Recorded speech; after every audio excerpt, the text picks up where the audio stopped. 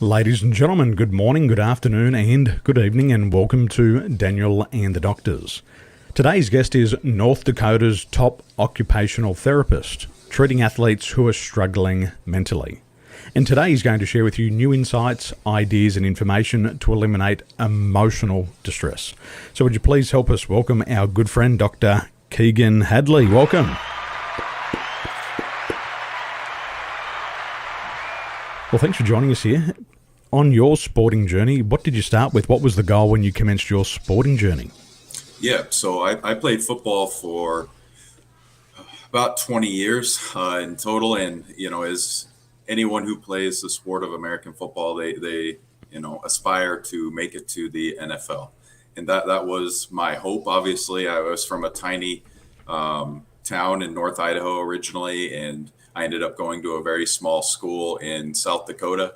And I was doing great up until, early in my junior year, and I tore my first ACL, my left one, and then, rehabbed like crazy. I actually played in 3 games that year after a bunch of rehab, and then I had surgery, trained extremely hard for my senior year, and was found to be ineligible because I transferred from a larger school to a smaller school, and a few things were missed at the school I was at. So that was very frustrating. So I channeled all of that energy into continuing to train for, any opportunities that would happen afterward. And I was able to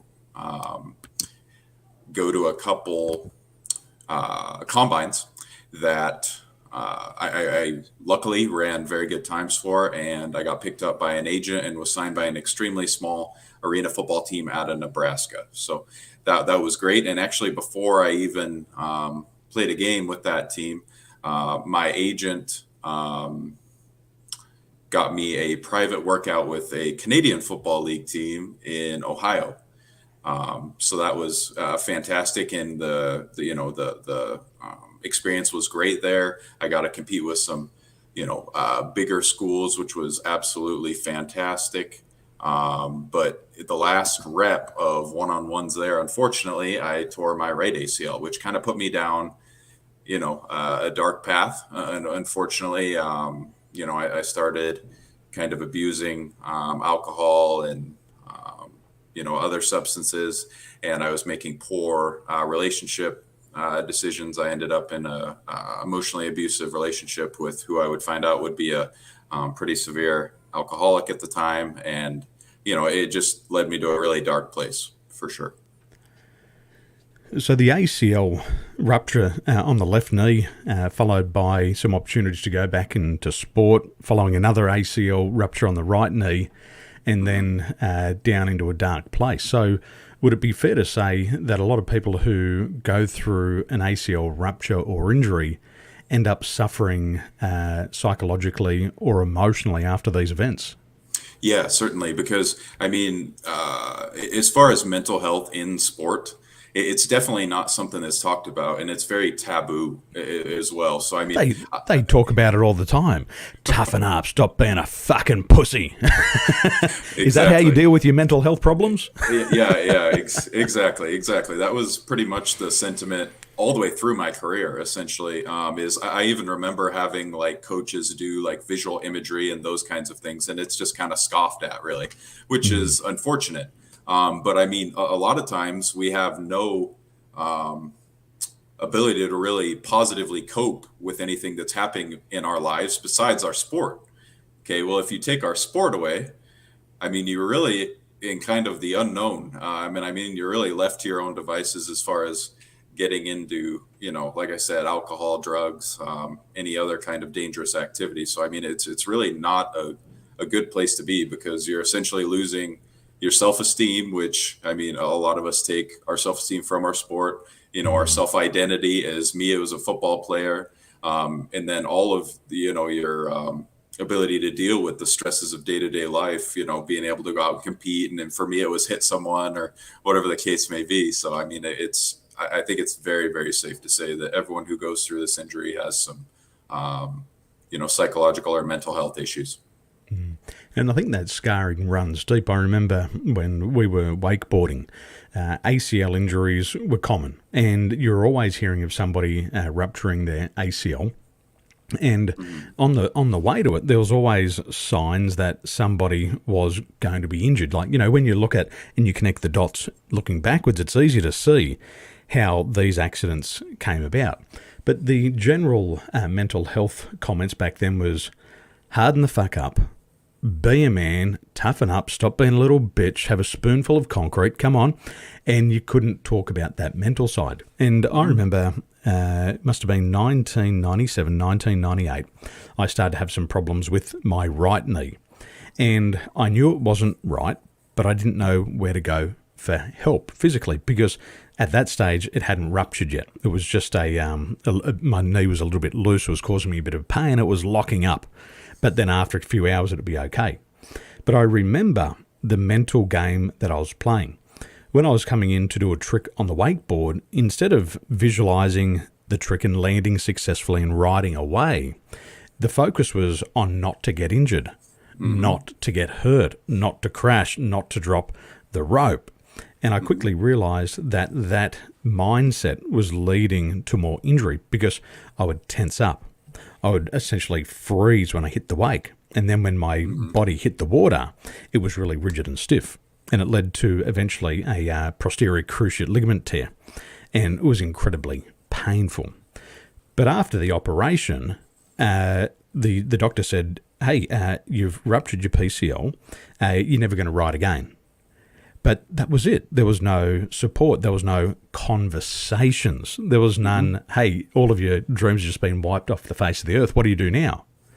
We were left to our own devices and whatever that might have been. And it was very different for a lot of people. Some people went to the gym. They were cool with that. Some people drank. Some people smoked. Some people did drugs. What help are you offering athletes who have ruptured an ACL or been injured during a sporting match or even training? How do you support them?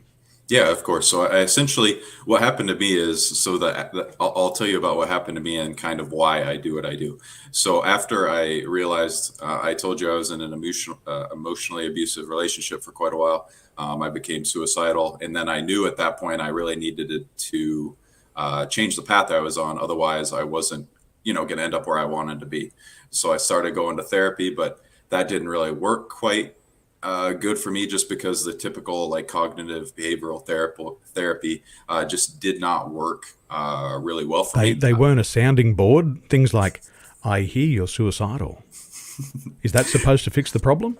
Yeah. The soundboarding? So essentially the changing of thoughts, like you can't, there's no control alt delete for thoughts, unfortunately. And that really was difficult for me. It's like, just as an example, if someone says, don't look over here, I'm definitely going to look over there. My brain does the same damn thing. So I had a hard time with that. And I was scouring the internet for like how to get past some of these things. And I came upon acceptance and commitment therapy, which allows you to kind of live with what you're going through in, a much more meaningful way, and just give yourself some space. So essentially I'll just give you a 10,000 foot overview. The biggest first win I had was, my big thing was, I always felt like I was broken. I am broken.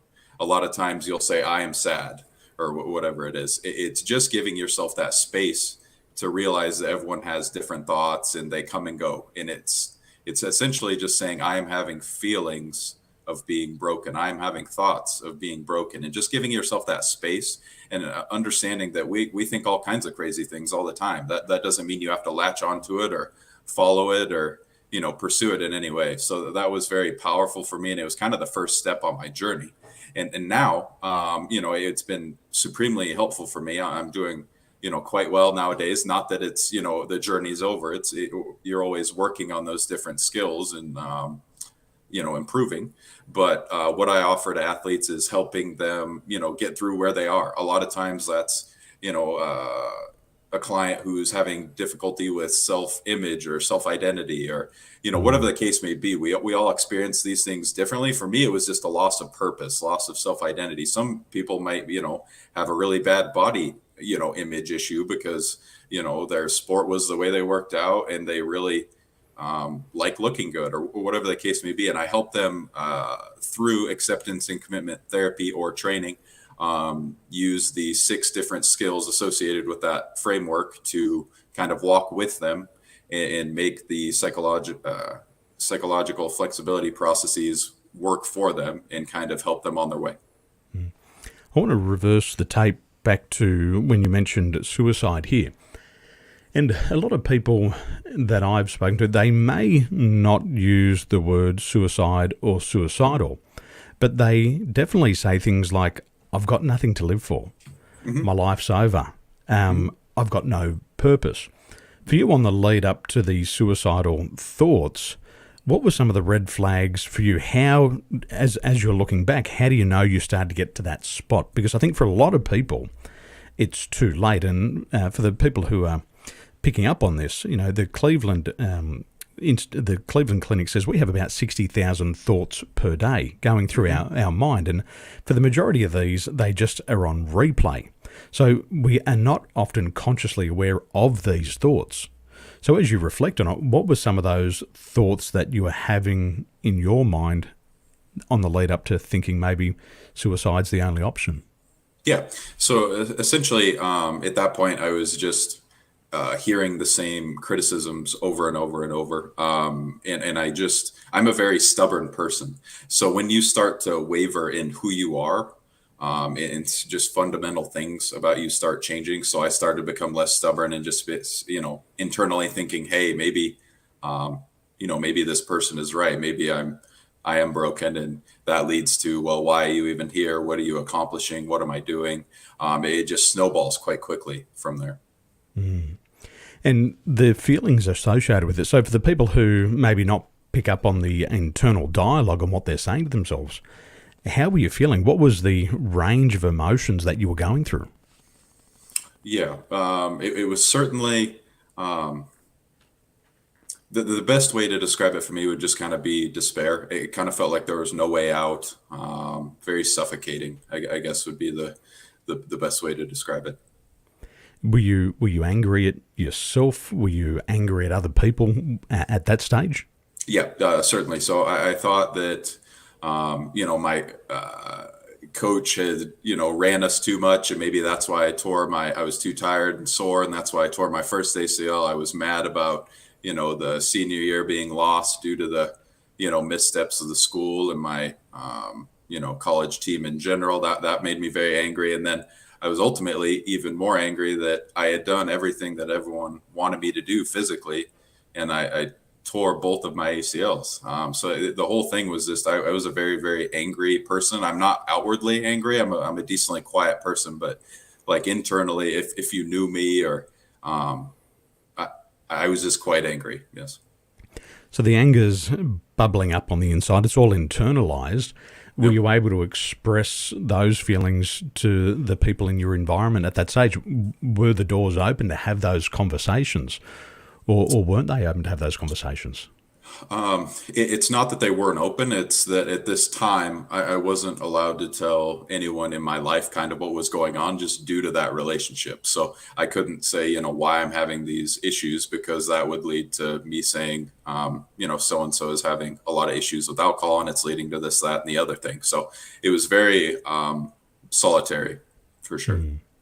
And I agree with that there's a lot of people who can't ask for help, or they don't feel they can ask for help because of their physical environment, because of the people around them.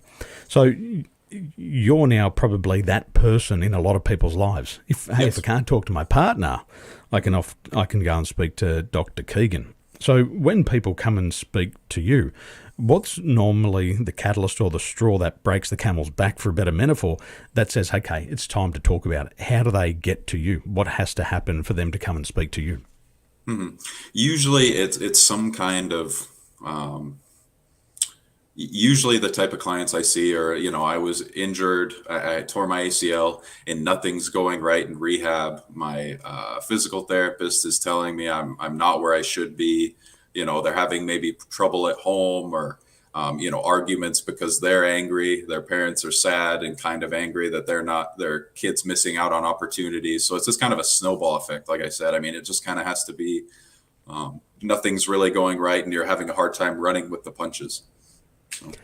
So somebody who actually opens up and has that conversation with you and they start to do the ACT therapies, what's the difference with their life 12 months from today, working with you, versus somebody who says, you know what, I think I got this by myself. I'm not going to talk to anybody. I'm going to internalize it. I'm going to deal with it. Time's going to heal all the wounds. I'm going to pray a little bit harder. I'm going to go to a church a little bit longer. What's the difference between 12 months with you working on this mental and emotional makeup versus somebody who just says, you know what, I'm not going to do a thing about it? Yeah. So essentially the difference is physically stuff is very apparent. It's out there. You can see it. Someone's hurt. But mentally, it's not so outwardly. It's much more difficult to notice. And eventually, it will become apparent. It's just whether or not you want to deal with it when it's an extremely difficult situation, or you just want to continue to build and get better, instead of it kind of exploding on you. So essentially the difference in a year would be, I'm not going to claim there's no therapy out there that will completely cure anxiety, depression, nothing like that. But you will be much better equipped to handle situations that put more stress on you, whether that be a big meeting at work, a big game, whatever the case may be. You're going to be able to handle and sit with that anxiety or sadness or grief or whatever you're dealing with much better, because from my standpoint, psychological flexibility has been completely life-changing. My first operation for my PCL was 2018, and the doctor said, you won't ride again. And that thought got in my mind, and it was like, well, instead of accepting that as a reality, I'm going to prove him wrong. So the next 12 months was about proving him wrong and myself right, that I could ride again. And almost to the day, I was back in the surgery lining up to get him to fix the knee, because next time I tore the cartilage. But then after that, I even started to think maybe this is the reality. And so my thoughts were definitely negative, and it was about not getting hurt.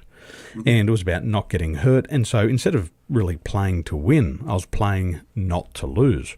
And I hadn't done anything about it. And it wasn't till probably 2012 that I actually started to work on the emotional game. So a significant amount of years afterwards. And what I found was the difference was when I hadn't dealt with that mental and emotional makeup, it was always like, I'm going to get hurt. I've got to be careful. I've got a job, I've got a family, I've got a wife, I've got a career, I've got bills to pay.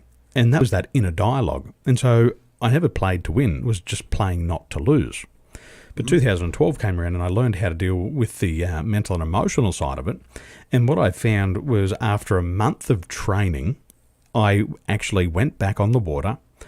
My thought process had changed. My tricks were bigger. I was doing harder tricks, and I hadn't even competed for 7 years. And I just realized the importance of that mental game, and actually started to ride to win rather than not to lose.